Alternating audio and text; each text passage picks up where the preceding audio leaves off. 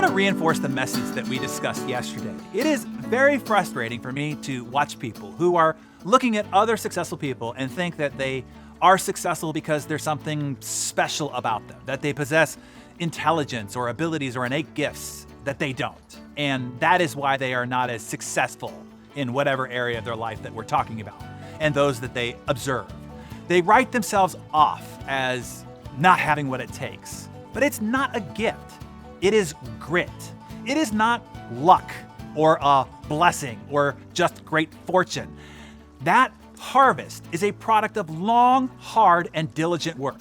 Plain and simple. Hear me now. It is not giftedness. Behind every story of great talent or ability is a grinding work ethic of someone hammering on their craft day in and day out until finally one day you see their harvest, their performance, their product, their art, their stats, and go, whoa, they're so talented, so gifted.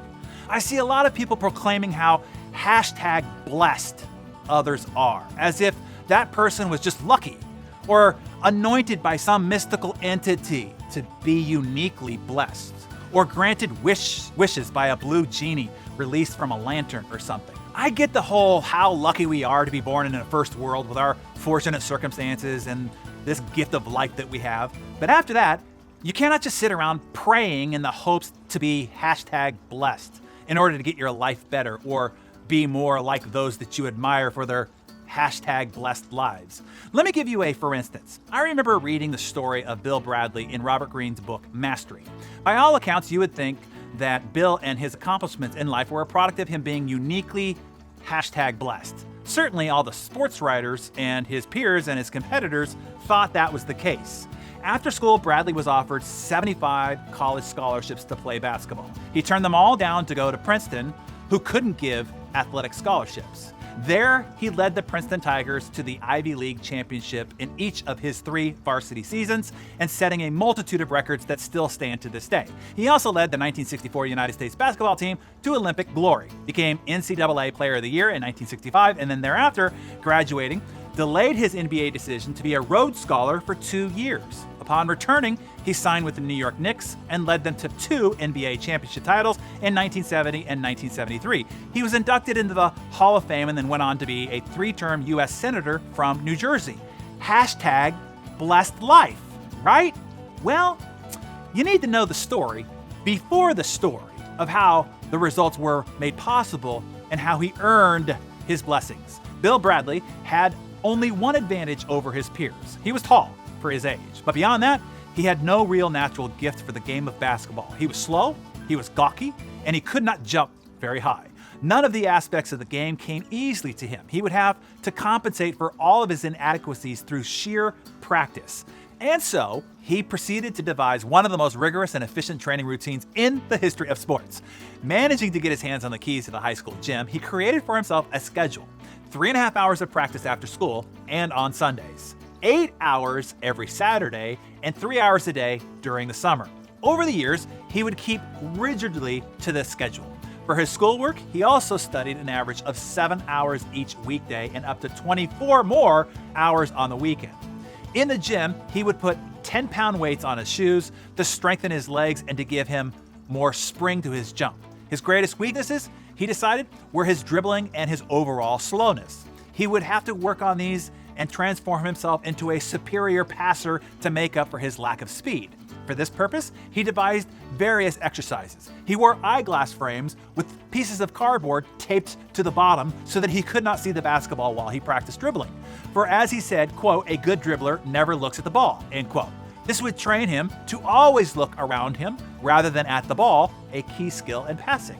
He set up chairs on the court to act as opponents. He would dribble around them back and forth for hours until he could glide past them quickly, changing direction. He spent hours at both of these exercises, well past any feelings of boredom or pain. Walking down the main street of his hometown in Missouri, he would keep his eyes focused straight ahead and try to notice all the goods in the store windows on either side, without turning his head. He worked on this endlessly, developing his peripheral vision so that he could see more of the court. In his room at home, he practiced pivot moves and fakes well into the night, such skills that also helped compensate for his lack of speed. One time his family traveled to Europe via a transatlantic ship. Finally, they thought he would give his training regiment a break. There was really no place to practice on board. But below deck and running the length of the ship were 2 corridors, 900 feet long and quite narrow, just enough room for 2 passengers. This was the perfect location to practice dribbling at top speed while maintaining perfect ball control. To make it even harder, he decided to wear special eyeglasses that narrowed his vision for hours every day. He dribbled up and down either side of the ship all the way until the voyage was done. That is how, as many sports writers would say, quote, Bradley possessed intangibles that do not always show up in other players. Innate intelligence, a thinking man's player. Bradley could watch a play develop 2 or 3 passes ahead of time. He had natural dribbling prowess and gracefulness on the court. These unique gifts helped him to excel both on the college and professional level, end quote. No. Those innate gifts were forged through thousands upon thousands of grit, determination, sacrifice, and maniacal, obsessive discipline to practice, training, and hard work. Make no mistake about it. Now, how committed are you to working on your gifts, to earning your blessings? Understand this. Your blessing is life and the free will that you have been given to live it. The opportunity to see what all you can do with all you've been given. From there, you got to do the work. God gives you the dirt, the seed, the sunshine, and rain. For that, yes, you are #blessed. But with that blessing, you can end up with a weed patch or an award-winning and celebrated garden that brings a harvest of nourishment, abundance, and prosperity to your life. All of those that you care about in the community around you. And you made that happen. You cannot pray for a garden. You cannot hope for one. You cannot wait around until you are blessed with one. Nor should you marvel at another person's garden and write yourself off by saying, oh, they're just #blessed.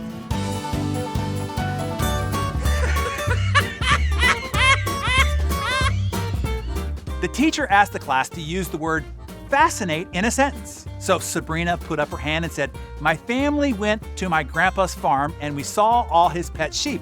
It was fascinating. The teacher said, that was good, but I wanted you to use the word fascinate, not fascinating.